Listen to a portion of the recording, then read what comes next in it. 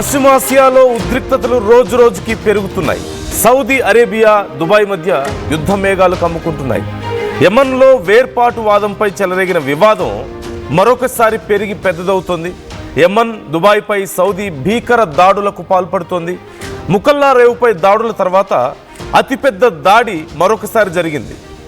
శుక్రవారం హద్రమౌత్పై సౌదీ బలగాలు విరుచుకుపడ్డాయి. సౌదీకి మద్దతుగా రంగంలోకి నేషనల్ షీల్డ్ ఫోర్సెస్ కూడా దిగాయి. యెమన్లో అంతర్యుద్ధంతో మరొకసారి సంక్షోభం దిశగా ఆ ప్రాంతాలు వెళ్తున్నట్లుగా కనిపిస్తోంది. వరుస దాడులకు సౌదీ పాల్పడడం పట్ల ఇప్పుడు గల్ఫ్ దేశాలు ఆందోళన వ్యక్తం చేస్తున్నాయి. యెమన్లో పరిస్థితులు రోజు రోజుకి దిగజారుతున్నాయి. ఇప్పటికే హౌతీలతో అంతర్గతంగా నానా గందరగోళం జరుగుతుంటే ఇప్పుడు సౌదీ దాడులతో మరొకసారి తీవ్ర అంతర్యుద్ధ పరిస్థితులు, అంటే గల్ఫ్ దేశాల మధ్య పరిస్థితులు మరింత దిగజారిపోయే అవకాశాలు ఉన్నాయని చెప్తున్నారు. అసలు వీటన్నిటికీ ప్రధాన కారణం ఏంటి అంటే డిసెంబర్ 30న జరిగినటువంటి పెద్ద దాడి, ముకల్లా పోర్ట్ నగరం మీద సౌదీ దాడి చేయడంతో ఈ విషయం ఒక్కసారిగా ప్రపంచవ్యాప్తంగా చర్చకు వచ్చింది. యుఏఈ దీన్ని ఇప్పటికే పలుసార్లు ఖండించింది. అయితే ప్రధానంగా యెమన్లో హౌతీలను అణిచివేయాలని, తమకు అనుకూల ప్రభుత్వాన్ని ఏర్పాటు చేసుకోవాలని సౌదీ ఎప్పటి నుంచో ప్రయత్నాలు చేస్తుంది. కానీ యుఏఈ నెమ్మదిగా అక్కడ పట్టు బిగిస్తూ వస్తుంది. ప్రధానంగా అక్కడ సదరన్ ట్రాన్సిషనల్ కౌన్సిల్ అనేటువంటి ఒక వేర్పాటువాద సంస్థ ఉంది, ఒక రెబల్ గ్రూప్ అని చెప్పవచ్చు. ఈ సంస్థకి యుఏఈ మద్దతుగా నిలబడుతోంది అని సౌదీ చాలా రోజుల నుంచి ఆరోపణలు చేస్తుంది. ఫ్రమ్ ఆల్మోస్ట్ 9 ఇయర్స్ నుంచి ఈ రకమైనటువంటి ఆరోపణలు అనేక సందర్భాల్లో సౌదీ చేసింది. యుఏఈ మద్దతు ఇస్తుంది ఈ గ్రూప్కి, దీనివల్ల యెమన్లో అనవసరమైనటువంటి గందరగోళం జరుగుతోంది, అక్కడ ఆయుధాలను సప్లై చేస్తుంది అని చెప్పేసి సౌదీ ఎన్నో ఆరోపణలు చేసింది. కానీ యుఏఈ కొట్టిపారేస్తూ వచ్చింది. ఇప్పుడు యుఏఈ కొన్ని ఆయుధాలను సప్లై చేసింది వాళ్ళకి అనే కారణంతో, ఆ ఆయుధాలు అక్కడ ట్రాక్ చేసామన్న కారణంతో ఇప్పుడు సౌదీ అక్కడ దాడులు చేసింది. ఈ దాడులతో యుఏఈ ఆందోళన వ్యక్తం చేస్తుంది. మాకు అనవసరమైనటువంటి విషయాల్లో మాకు నష్టం జరిగేలా ఉందని చెప్పేసి యుఏఈకి సంబంధించినటువంటి బలగాలని పూర్తి స్థాయిలో యెమన్ నుంచి వెనక్కి తెప్పించుకునే ప్రయత్నం చేస్తుంది. అక్కడ హౌతీల మీద దాడులకి అడ్డుకునే ప్రయత్నంలో వీరందరూ అక్కడ ఉన్న విషయం మనకు తెలిసిందే. ఇప్పుడు ఆ బలగాలని పూర్తి స్థాయిలో ఉపసంహరించుకోవాలన్న ఆలోచనలో మనకి యుఏఈ కనిపిస్తుంది. సో ఇప్పుడు పూర్తిగా నిజంగానే ఉపసంహరించుకుంటారా అనే ప్రశ్న. ఉపసంహరించుకుంటే సౌదీ మరొకసారి తన పట్టు బిగించే ప్రయత్నం చేస్తుంది. మరోవైపు సదరన్ ట్రాన్సిషన్ కౌన్సిల్ అనేటువంటి ఈ వేర్పాటువాద సంస్థ యుఏఈ మద్దతుతోనే ఉంది అని మరికొన్ని ఆరోపణలు కూడా ఉన్నాయి. అంటే వీళ్ళ మద్దతుతోనే అక్కడ పెద్ద ఎత్తున వాళ్ళు ఆ దక్షిణ భాగాన్ని అంతా కూడా స్వతంత్రంగా ప్రకటించాలని, దక్షిణ భాగాన్ని యెమన్ నుంచి సపరేట్ చేయాలన్న ఆలోచనలో ఉన్నారని, ఇది సౌదీ ప్లాన్ అని, ఇది యుఏఈ ప్లాన్ అని పెద్ద ఎత్తున ఎన్నో ఆరోపణలు జరుగుతున్నాయి.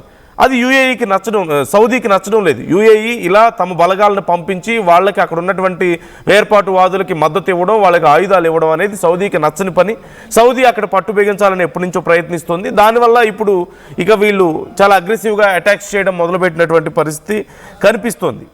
మరి ఇప్పుడు గల్ఫ్ దేశాలు ఆందోళనలో ఉన్నాయి. మరోవైపు అంటే అంతర్గతంగా ఈ గల్ఫ్ దేశాల మధ్యలో ఇలాంటి ఒక ఉద్రిక్త పరిస్థితులు రావడం, దాడులు చేసుకోవడం, ఒకరి మీద ఒకరు చాలా గందరగోళ పరిస్థితికి దారితీస్తున్నాయి. అంతర్గతంగా గ్రూపులు ఏర్పడుతున్నటువంటి పరిస్థితి కనిపిస్తోంది.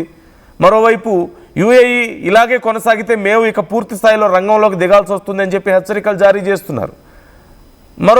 మా సైనికులు కూడా దెబ్బతింటున్నారు, మా సైనికులు ప్రాణాలు కోల్పోతున్నారు, మాకు సంబంధం లేదు, మా మీద ఆరోపణలు చేస్తున్నారని చెప్పేసి ఆందోళన వ్యక్తం చేస్తుంది. మరోవైపు సౌదీ వరుసగా అటాక్స్కి పాల్పడుతున్నటువంటి పరిస్థితి కనిపిస్తోంది. సుమారుగా 2017లో ఈ గ్రూప్ ఏర్పడింది, సదరన్ ట్రాన్సిషన్ కౌన్సిల్ అనేటువంటి గ్రూప్.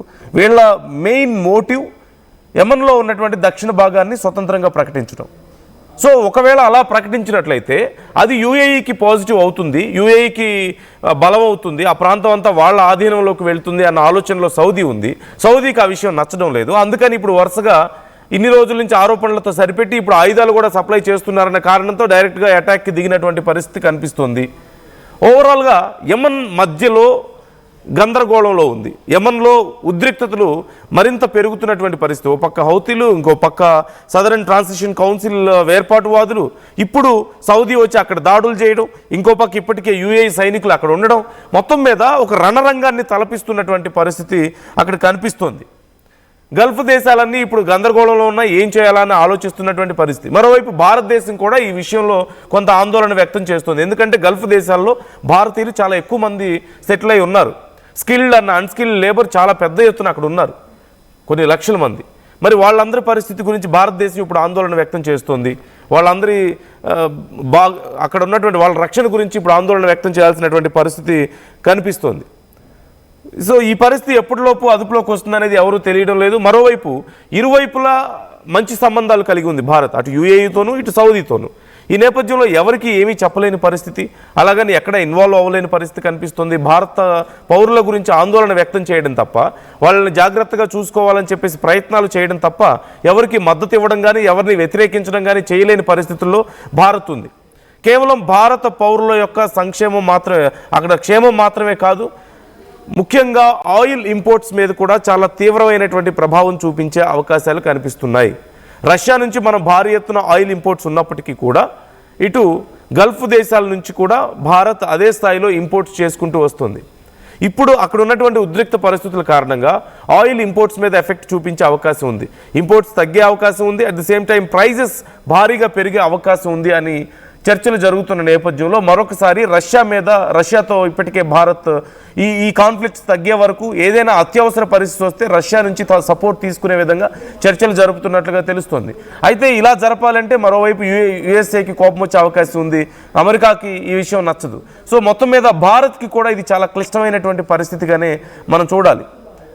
సో ఇప్పుడు భారత్ ఏం చేయబోతుంది, ఈ విషయంలో ఎలా ఈ విషయాన్ని డీల్ చేయబోతోంది మన విదేశాంగ శాఖ అనేది చాలా కీలకమైనటువంటి అంశం. సో ఈ విషయంలో మీ అభిప్రాయాలు ఎలా ఉన్నాయి? గల్ఫ్ దేశాల్లో ఉన్నటువంటి ఉద్రిక్తతల మీద మీరేమనుకుంటున్నారు? ఓ పక్క సౌదీ, ఇంకో పక్క యుఏఈ, ఒక యుద్ధ వాతావరణం కనిపిస్తుంది. యమన్లో వరుస దాడులు కనిపిస్తున్నాయి. వేర్పాటువాదులు ఓ పక్క పెరిగిపోతున్నారు, మరో పక్క హౌతీలు దాడులు కొనసాగుతున్నటువంటి పరిస్థితుల్లో ఎటువైపు దారి తీసే అవకాశం ఉంది? భారత్ ఎలాంటి స్టాండ్ తీసుకోవాల్సిన అవసరం ఉందని మీరు అనుకుంటున్నారు? ఇరు దేశాలతోనూ మంచి సంబంధాలు కలిగి ఉంది, ఇరు దేశాలతోనూ ట్రాన్సాక్షన్స్ ఉన్నాయి. అట్ ది సేమ్ టైం భారతీయులు పెద్ద ఎత్తున అక్కడ ఉన్నారు, అన్ని రాష్ట్రాలు, ముఖ్యంగా దక్షిణ భారతదేశం నుంచి భారీ ఎత్తున అక్కడికి వెళ్ళి ఉన్నారు. సో వాళ్ళందరినీ జాగ్రత్తగా చూసుకోవాల్సిన అవసరం ఇప్పుడు ఖచ్చితంగా ఉంది. వాళ్ళ రక్షణ గురించి ఇప్పుడు భారత్ ఆందోళన వ్యక్తం చేస్తుంది. మరోవైపు ఇది ఎక్కడి వరకు దారి తీస్తుంది? పూర్తి స్థాయి యుద్ధానికి దారి తీస్తుందా? ఇప్పుడు గల్ఫ్ దేశాల్లో లేదంటే చాలా వరకు ముస్లిం కంట్రీస్ కూడా ఇప్పుడు విడిపోయే అవకాశం ఉంది. ఇది ఇలాగే కొనసాగినట్లయితే రెండుగా విడిపోయే అవకాశం ఉంది. ఇప్పుడిప్పుడే అన్ని దేశాలు ఇస్లామిక్ కంట్రీస్ అన్నీ కూడా ఒక తాటి మీదకి వస్తున్నాయని ఆనందం వ్యక్తం చేస్తున్న తరుణంలో ఇలాంటి పరిస్థితుల వల్ల ఇప్పుడు అంతర్గత యుద్ధాలు వచ్చి కంట్రీస్ అన్ని మళ్ళీ రెండు భాగాలుగా విడిపోతే తమకు నష్టం జరుగుతుందన్నటువంటి ఆందోళన. ఈ విషయంలో పాకిస్తాన్ కూడా ఇన్వాల్వ్ అవ్వాలని ప్రయత్నాలు చేస్తుంది. అంటే అక్కడ ఏదో పెద్దన్న పాత్ర పోషించాలి, న్యూక్లియర్ పవర్ కలిగినటువంటి దేశం, మేము అందరికంటే గొప్పవాళ్ళం అని చెప్పేసి అక్కడ ఏదో పెత్తనం చేయాలని చూస్తే వాళ్ళు కనీసం పట్టించుకోవడం లేదు అక్కడ పాకిస్తాన్. సో మొత్తం మీద ఓవరాల్గా గల్ఫ్ దేశాల్లో జరుగుతున్నటువంటి ఉద్రిక్తతలు ప్రపంచవ్యాప్తంగా చర్చనీయాంశం అయ్యాయి. ఇటు అమెరికా కానీ భారత్ కానీ చాలా క్షుణ్ణంగా వీటిని పరిశీలిస్తోంది. రష్యాకి ఇది ఖచ్చితంగా ఒక పాజిటివ్ సంకేతం. వాళ్ళ మార్కెట్ పెరిగేటువంటి అవకాశం ఉంది, ఆయిల్ ఎక్స్పోర్ట్స్ పెరిగేటువంటి అవకాశంగా దీన్ని మలుచుకోవడానికి రష్యా ప్రయత్నాలు చేస్తున్నటువంటి పరిస్థితి. ఒకవేళ భారత్కి అత్యవసరమైనా సరే రష్యా మీద డిపెండ్ అవ్వాల్సినటువంటి అవసరం ఉంటుంది, ఒకవేళ రేట్లు పెరిగినా లేదంటే ఇంపోర్ట్స్లో ఏదైనా సమస్య వచ్చినా సరే. మరోవైపు అక్కడ ఉన్నటువంటి భారతీయుల విషయంలో ఆ యుద్ధ వాతావరణం ఉన్నటువంటి ప్రాంతాల్లో ఉన్నటువంటి భారతీయుల గురించి కూడా భారత్ ఎప్పటికప్పుడు ఎంక్వైరీ చేస్తున్నట్లుగా తెలుస్తుంది. వాళ్ళ క్షేమం గురించి ఇన్ఫర్మేషన్ గ్యాదర్ చేస్తున్నట్లుగా తెలుస్తుంది. సో మీకు తెలిసిన వాళ్ళు ఎవరైనా అక్కడ ఉన్నారా? Are they safe? వాళ్ళు సేఫ్గా ఉన్నారా? జరుగుతున్నటువంటి ఈ పెరుగుతున్నటువంటి ఉద్రిక్తతల గురించి గల్ఫ్ దేశాల్లో మీ అభిప్రాయాలు ఎలా ఉన్నాయి? కామెంట్ చేసే ప్రయత్నం చేయండి. మీ అభిప్రాయాలను కూడా మాతో షేర్ చేసుకోండి.